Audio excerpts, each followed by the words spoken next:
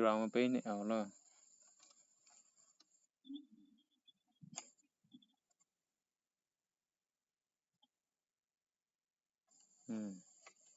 vào mà lại này vào mà lại này club ô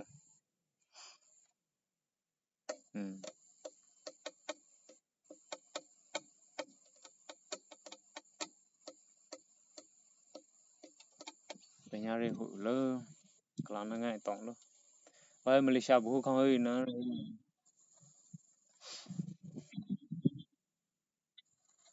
hụi thế ba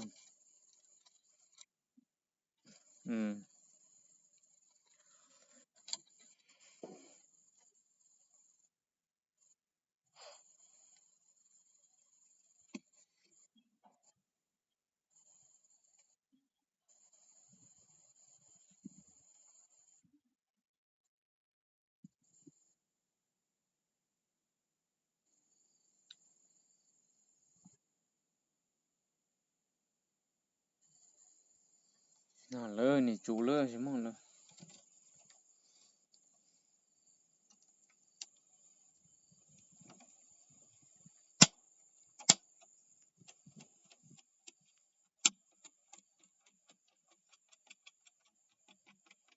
này khả năng mà này xin này theo cứ gọi hin hulu lơ xin này theo họ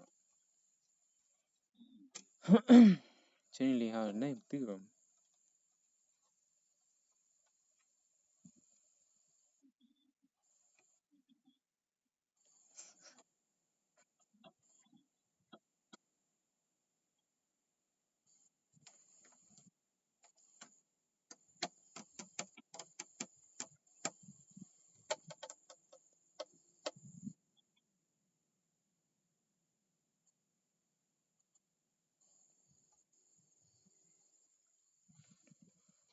cái để free lơ xin này phải mà vào nó thì xin này phải free lơ mình sẽ lãng mà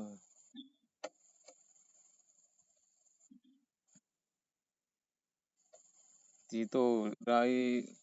thông ra ra tiền nó thì phải có cho lơ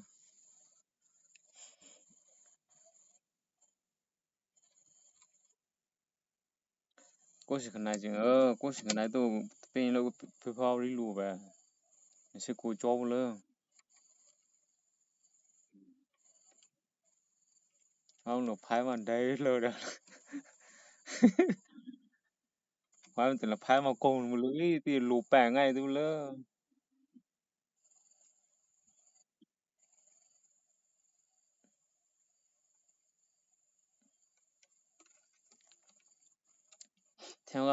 theo là mình gì xin phải lơ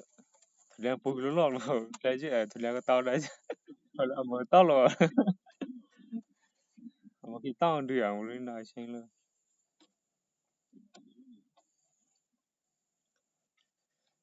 ya ho wo ya mo tao mo ya ho sẽ cái nó tông thay vào cái mà ya rồi rồi chẳng biết mà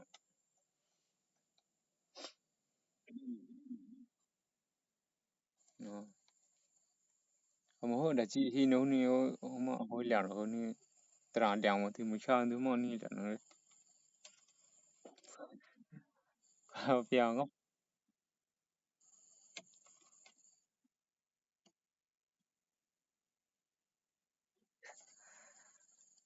chỉ mong tao lưỡi này rồi lưỡi này nào rồi lưỡi bây giờ lưỡi là tôi thông cá để sao bị cá là tôi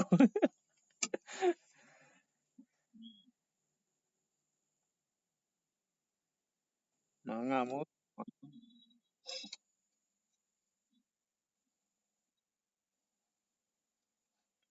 đi lên này đi bộ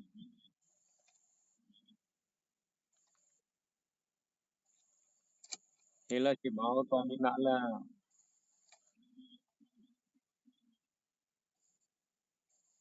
tôi nói lâu không ai thiếu à nói lâu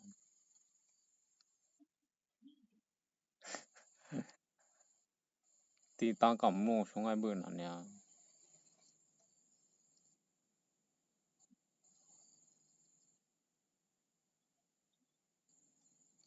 tôi mà họ nó cũng ông hai xe qua nó tao tập free hụi cả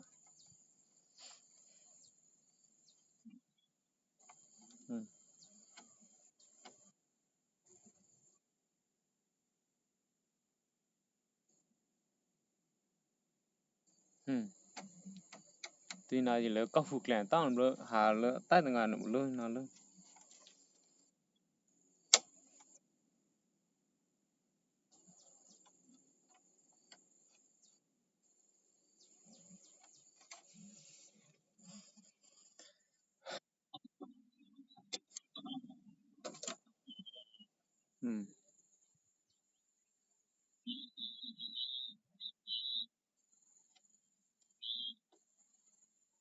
lỡ còn gì nó liền lỡ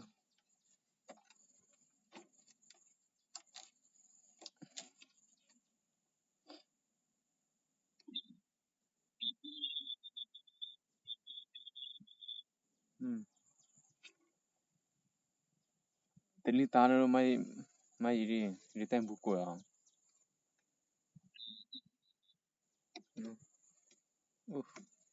nè là mà cái này mày lấy ngồi dưới mà tôi ngon đâu nhiều cái là lỡ nó sắp ra cái này lấy luôn hai mươi rồi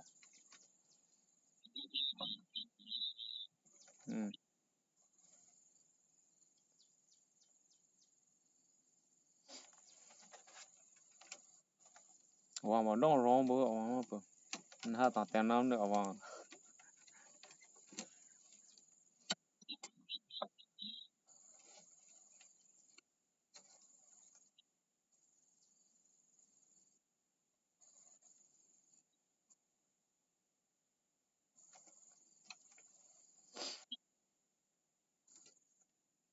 hoàng vui là vui chứ nào mà hoàng là mà ngon ya mong lỡ hoàng ta tao thì lỡ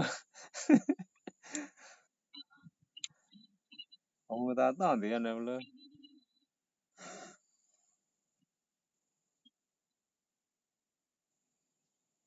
hoàng là mà dài ngon lỡ tôi dài tôi chỉ máu mà ngon nữa bây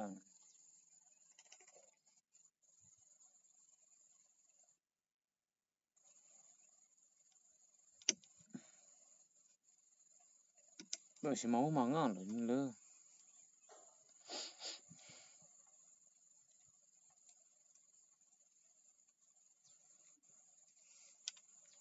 hoàng bữa plan liền hoàng bữa lũ thì khá to này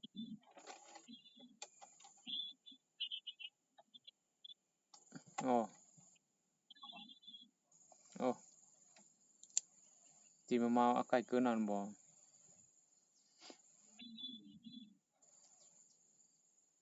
mình phải mà cái này hoàng lũ mà chỉ mà ồ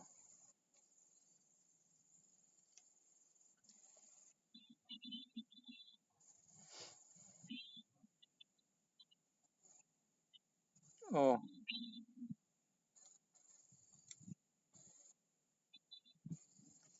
nè cái nào ồ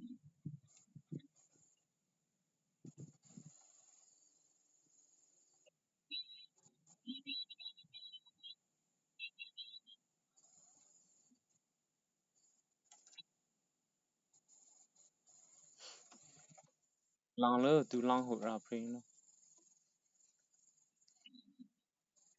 không là hoàng plan là với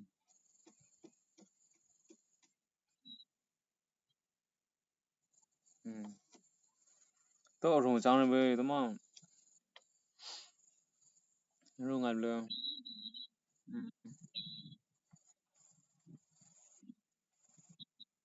ê